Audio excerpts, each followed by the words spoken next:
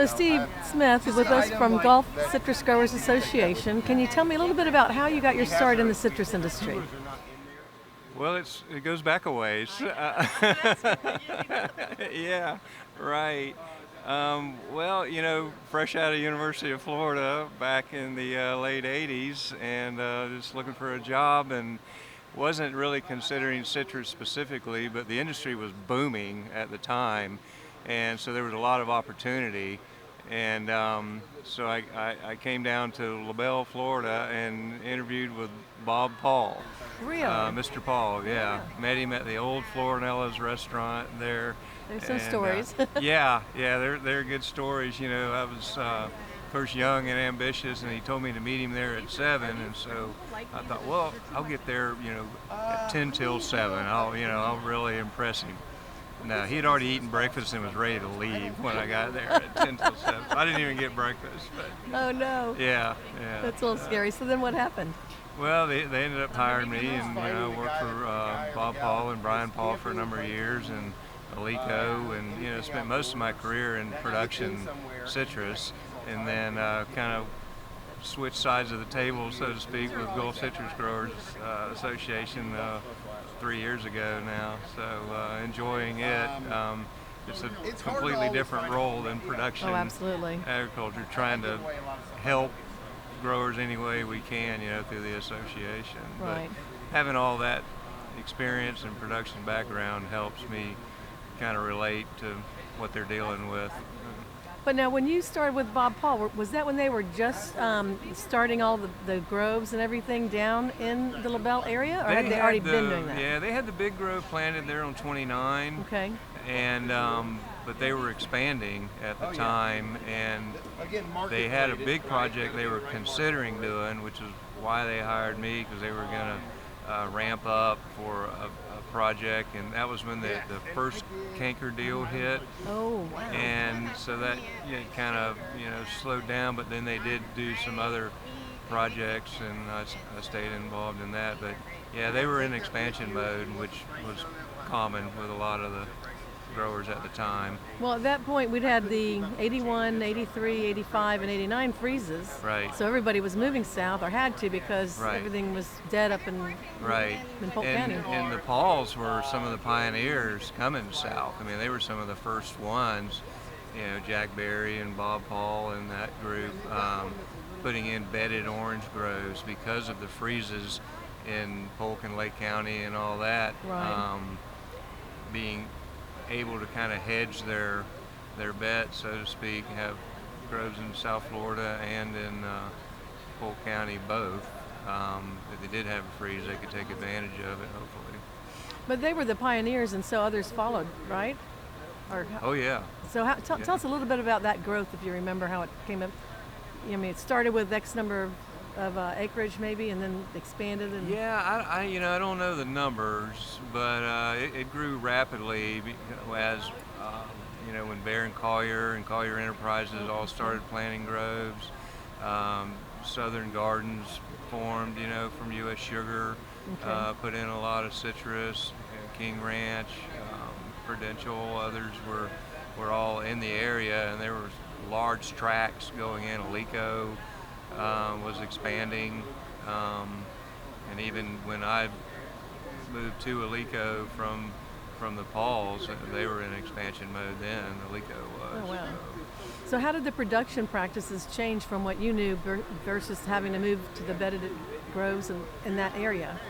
Back in the 80s, dating myself, there was still quite a bit of flood irrigation and even some overhead irrigation with volume guns that moved around in those groves, and everything was converting to either drip or microjet at the time, and going to two-row beds for the most part. So the technology was changing, and automation was coming on the scene, and that was a lot of what I did when I first got out of school, was managing this automated irrigation system that the Pauls had put in, and the computer that ran it was was about the size of a refrigerator. Oh my gosh. Yeah, it had these blinking lights on the front of it. Yeah, it looked like something off of Lost in Space. I was just thinking that.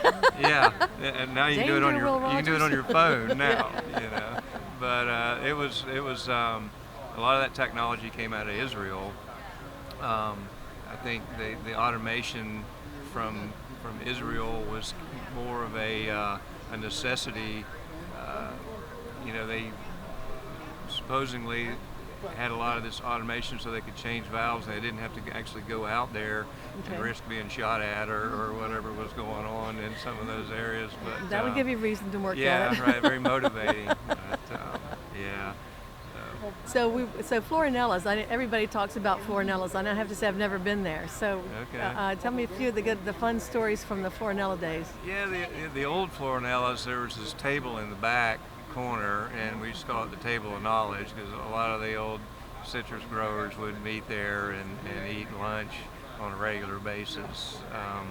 So you could go in there just about any time and go sit with those guys. And I'm not sure if you gained any knowledge or if you just came out confused when you were younger, but there was They're a probably lot. trying to do that on purpose. Yeah, It's I a think test. so. But it was entertaining anyway. Who were some of the guys around the table?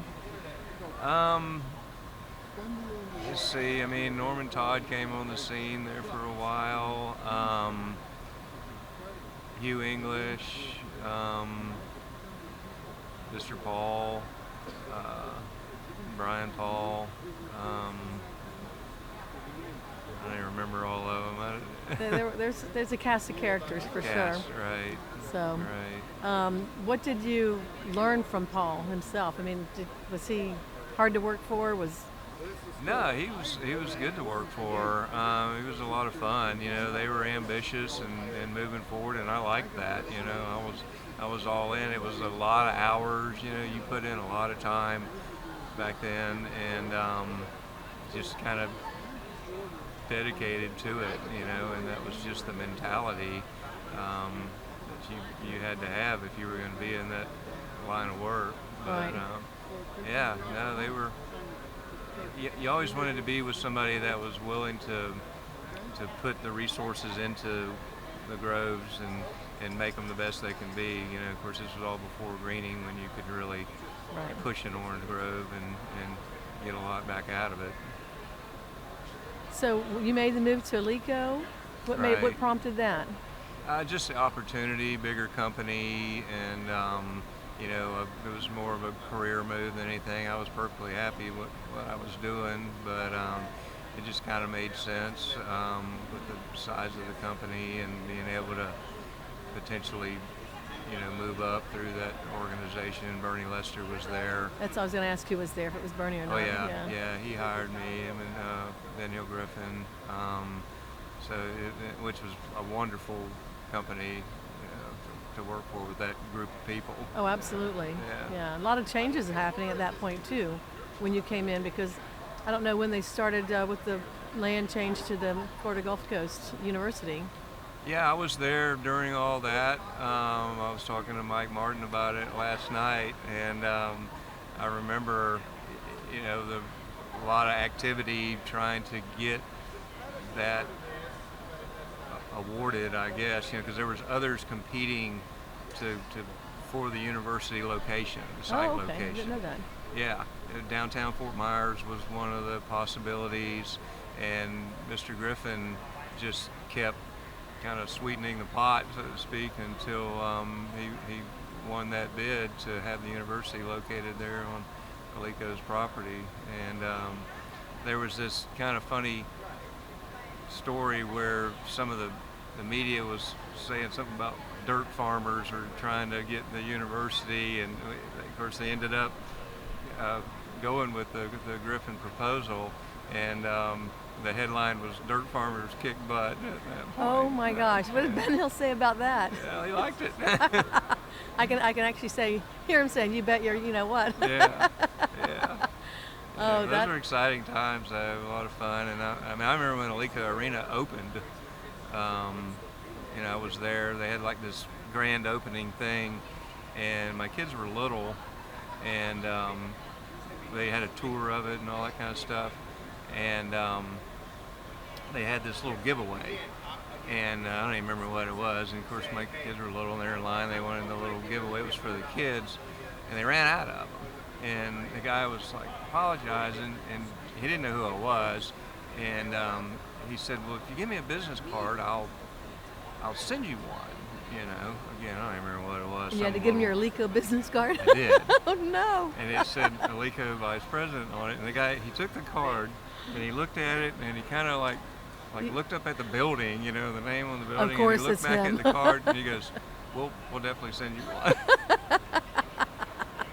That's pretty funny. Yeah, it was funny. Did you kind of like, darn it, should I or shouldn't I? Did you think twice about giving him your card? I did, you know. Well, I didn't want him to feel Right, bad I or know. anything, you know. Like, it's okay, man. That's pretty funny. Yeah. So, Yeah. so what were some other good stories that you had? Because I know you have a lot of stories with all these guys because they're too colorful not to have them. Yeah. So yeah. give us a couple of other stories about some of these guys.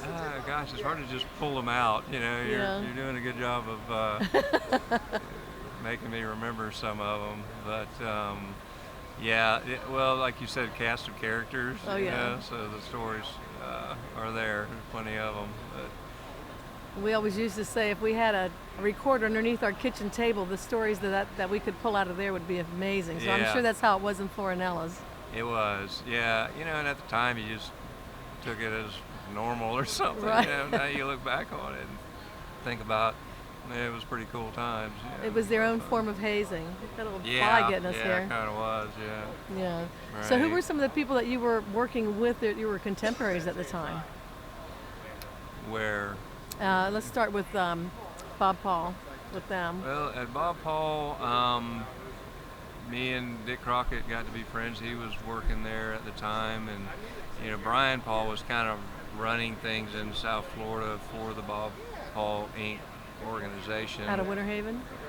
Right, they were in Okay, Winter Haven. right, mhm. Bob and Margaret were in Winter Haven, and Brian was running things in South Florida, which, you know, he was a lot of fun to Yeah. hang around with and do things. What did Gene do in the equation? Gene Paul. What was Gene, his? he kind of came and went at times. You know, he had other things that he was working on, but he kind of let Brian do the production stuff there in South Florida, and he would check in on the harvesting data and some of that kind of stuff. But yeah, he kind of stayed In out the Brian's background? way for the most part, but kept his eye on things and a finger on things, you know, that you would expect. Yes. So, and then at Alico, who were some of your contemporaries? Well, at Alico, you know, of course, Bernie Lester was the COO and president, and we had a good group of managers for each commodity. You know, Okay. citrus, cattle, sugarcane, and heavy equipment, and that group. You know, we still try to stay in contact. You know, Wade Grigsby was the cattle manager, and Okay. John Brantley was over the sugar cane, and you know, was over citrus eventually, and a guy named Bob Miley ran the heavy equipment division. So it was a good team, and it was a well-run machine at that Right. time. You know, And you were there for how long? 16 years. Oh, wow. Okay. Yeah. Now, did you start there as vice president, or did you start there at a different level and move up? Yeah, I started as a South Florida supervisor and moved up. Okay. Yeah. So, and what were some of the challenges you faced during that time? Was canker going on then, or is that after canker? The canker was kind of, yeah, it was going on, and it flared up, and then they started the eradication program. Okay. So we did get caught in some of that. They had the radius around if you had a 1600, canker yeah. fine. I'm trying to remember how many feet it was, but it was a a pretty big. big footprint if you had, you know, one little spot of canker. And we ended up having to push some blocks that were fairly young trees and very productive, you know, just beautiful trees. And and replant those. And then there was another find at another grove that we would have had to push, but they were starting to discuss eliminating that program because hurricane came through and kind canker was everywhere then. moved it around, and then there was rumors that they may not continue that practice of making you push around a positive find. So I kind of drug my feet on pushing the grove. Yep. And then they changed the policy, and so we didn't have to push it. That's good news. Yeah. So, and speaking of the hurricanes, so they came through and you guys got hit pretty hard down there, right? Hurricane Wilma, when it came up from Naples, I don't remember what year that was, but it kind of went through Felda and Clewiston. Right. And it did more damage to South Florida citrus, to Alico's groves anyway, than some of the other hurricanes in South Florida. We actually had trees that were I remember seeing some of the laid pictures. over. They were like flattened. Yeah. Looked like a tornado had gone through Right. Yeah. The Commissioner of Agriculture came down and rode around. What was his name before Adam? Isn't that horrible? Yeah, I know. I can see. He was, I'm drawing a blank myself. Yeah. Anyway, so that was pretty rough. Now, of course, the hurricanes before, Charlie, Francis, Jean, they went up through the Alico's Polk County groves and did damage there. I was in Winter Haven when all three of those hit. It was not fun. Right. Yeah. Building damage and grove damage. Yeah. Fruit on the ground. So we were blocked in, big tree covering the road, couldn't get out. So. Oh yeah, everybody has plenty of hurricane stories yes, now. lots. Yeah. You're not a Floridian if you don't. No. I've been here long enough. So, did that make any changes to how you had to do any of your operations? Did you do anything differently because of the damage from the hurricanes in terms of citrus, drainage or anything? Not too much. Just we already knew to make sure you had your pumps ready to go and the water levels down and your diesel tanks full, and you could be prepared. We did learn not to put the tractors under the pole barn. Oh, in the pole barn. Because the pole barn might collapse and then the tractors are underneath it, so we would just park them out in the groves, out in the open. And I mean, it's not like a hurricane's going to blow a tractor away. Right. So that was, we quit doing that. Well, it just seems spread like them out. It seems like you would have learned that lesson a little bit earlier than the 2004. Well, yeah, it was the first hurricane. Yeah. When we learned that one. Yeah. So okay, that's pretty first interesting. time a pole barn went down. Well, we laugh now, but at the time you're going, what? Yeah. It seems like a simple thing, and it is. But we had some center pivots out on the ranch, and I remember those things were just a pretzel. Tell me what a center pivot is, because I don't remember. It's a big irrigation system. You see them out west. Yes. They make a big circle. Oh yes, got it. Yes. Yeah, okay. we had a few of them on the ranch, and they weren't really tied down good, and the hurricane twisted those all up. So we learned, okay, you need to tie them down if the hurricane's coming. Oh gosh, all the different challenges. Yeah. So then, so this opportunity with the Gulf Citrus Growers, that came along when Ron was resigning, or were you on the board with them at that time? I'd been on the board before, and of course was very familiar with all the board members and the players, and Ron and I've known each other a long time, and so when he decided to retire, he approached me about coming over and taking this role, and I was reluctant at first. I said, well, that's really not what I do, but several people kind of encouraged me and thought, well, I think you'd be pretty good at it, and I'm like, all right, well, I'll take a crack at it if you want me to. Were you involved with the formation at all, or was that already formed when you came on board? I was working for Brian Paul when Gulf Citrus was formed, and Brian was involved in it. Okay. Me and Dick Crockett both worked for Brian Paul. Dudas was heavily involved because the intent was to market grapefruit, Gulf grapefruit marketing, kind of like you have Indian River. Right. I remember Ron going over there and meeting with them. So. Right. And so a lot of the fresh fruit growers were pushing to get the organization formed, and there was a little duplex in LaBelle, and Brian's office was in half of it, and Ron's office was in the other half. Oh, okay. We were right next door to each other when Gulf Citrus first started. That's good. So you knew exactly what Ron was doing at all times. Day one. Yeah. So, and he's still going strong. Yeah, he is. He is. Now, did you have any pushback from the river folks at all on that, or were they? I think they did helpful? early on. I wasn't really in the middle of all that, Yeah. but I think they had to kind of work some things out. I mean, the grapefruit marketing never really completely took off, and Gulf Citrus kind of morphed into what it is today, dealing with water management issues and government affairs type stuff. So. Well, because that area became so heavily populated pretty quickly, right? Right. And so you had to deal with that before you lost the farmland, or? Yeah, there was a lot of policy issues to look at regionally, so they focused on that. So is it still primarily fresh coming from that area now, from Gulf? No, it's primarily juice. Juice, that's what I thought. So, but when Ron was first hired, when you guys were first looking at that, their thoughts were for a fresh market, right? Right. And then the juice came about because why? Just the economics of Okay. it. There was just easier to grow, and there was a lot of money in it, and the market access was good. Was there already a plant in place back down there at that time? A packing house?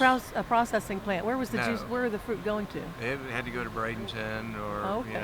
Polk County until Southern Gardens built the plant they built in Williston, and we had some.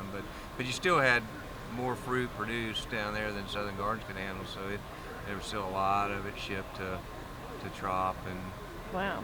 Polk. Yeah. I mean, I knew the concept going in that it was fresh fruit, but I did know it went into processing, but I didn't know where it was going. So Yeah. just want to fit those pieces together. So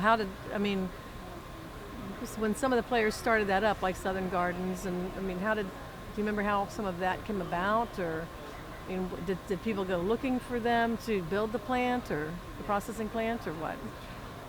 I'm not sure. I think they just saw a need, and their groves were expanding, and they were producing a lot of fruit, and Okay. so they saw an opportunity there to save on hauling and have a processing plant and make some money. I don't know for sure. And what about Alico? Did the Alico's fruit go? Was the Ben Hill place still processing at that point or not? No, That not was at already that on? time. Okay. Yeah. So where did the Alico fruit go? All over. All over, same thing. Yeah. Did some go to Southern? Some Southern, Trop, Coke, Okay. All right, that's cool. spread out. So what were some of the challenges you faced in that time in terms of transportation? Because gas prices now, especially going up and down, I don't know what they were like, but 70s was before you were down there. So, did you face a lot of problems with transportation issues getting it to the plants? Not too much. No? No. You just had to factor in the cost, but it wasn't too bad then. And now is the Gulf area and I thought I heard this somewhere, the highest producing county is that one of the Gulf counties? Well, Hendry County has traditionally been one of the highest producing counties. I think DeSoto may be the highest one right now today. But yeah, Hendry and Collier's traditionally. But I know a lot Polk of lost fruit. that a couple years back, I think. Right. So, well, any other players that you can think of and stories you want to bring out that might be interesting? Gosh. I don't know. I can't think of any right offhand. Every time I drive by Paul's little office, I'm thinking that's such a small little place for such a big operation. The one in Winter Haven. Oh, right. Because it's like you go by that, it's just this one little shack thing. Yeah, it was not real fancy, but it got it done. Oh, and, absolutely. We had these radio systems back then. You had these. Oh, the walkie-talkies? Yeah, sort of? and they had this big antenna in Winter Haven, I guess. So somehow they could even Well, they were right talk next. to the people in LaBelle on this two-way radio. Okay. And you had a number. I don't know why you just didn't use your name, but you had a number, Mine was 22. I picked it because Emmett Smith was number 22 at the time, but Mr. Paul's number was not 1, it was 2, because Mrs. Paul was 1. Oh, that's funny. Oh my. And John Paul's company today is called Car 2. So Mr. Paul was Car 2. That's where that That comes is so from. funny. So did Mrs. Paul call in a lot? No, not too much. He was just doing that as a nod. Yeah. That's a good story. Yeah. Well, if I remember correctly, I thought that their office was next door to a radio station at the time, which had a big tower. And I don't know if they could ping off of that or It not. may have been. It may have Yeah, been I'm where just they curious. were. Yeah. It was right there Yeah. on Dundee Road, That's probably it. in Winter Haven, near Cypresswood. So, Mhm. but anyways, Pre-cell phones. oh, way pre-cell phones. I remember the bag phones. Yeah, I had one. You know, it's like don't use them unless you really have to because it's expensive, is what I was told. They were expensive. Yeah. Yes. So, I was just getting ready to ask you something. I've lost track of it now. So, anyways, but that was fun. Did you get to like be around Margaret and Bob Paul very much A socially? little bit, just when they came down on occasions, and not a lot. But it was always fun when he did. Yeah. Any special story you want to share? Mr. Paul was such a character, and he was just fun to be around. You never knew what he was going to come up with, and whether it was quail hunting or riding around in the groves or whatever. I remember one time we were trying to deal with something, and we all thought it was just a major ordeal. We were all running around, and he told me, he said, this grove's bigger than all of us. And I didn't even know what he meant at the time. It took me a couple of years later before I realized what he meant, that grove would be there when some of us aren't, type thing. Right. I grew up in Winter Haven, so we had the Pauls there, the Bentleys, and the Sniveleys. It was just big, lots of citrus people there. So it was different. Jim Shuford. Yes, Jim Shuford. Yep. Yeah. Bowen brothers. Yeah. Did you know Gilbert Bowen at all? I didn't know him very well. I had met him. I knew Jim pretty Jim, well. yeah. Yeah, because when Bowen Brothers merged with Alico. I didn't know that they merged with Alico, I guess. So when did that happen? That happened when Alico was kind of splitting off from Ben Hill Griffin. Right. And so Jim was ready to start a exit strategy retirement, so Alico bought Bowen Brothers. Okay, I did not realize to do the that. harvesting and marketing. Because Jim was married to a Bowen, right? Wasn't he? Right. So, what was her name? I don't remember her name. I don't remember. Well, so I remember their little office too. It was a small office, but yeah. But Gilbert was a hoot. Another one of those characters. Yes, we had a lot of them. Willard Rowe, he was another one. Loved Willard.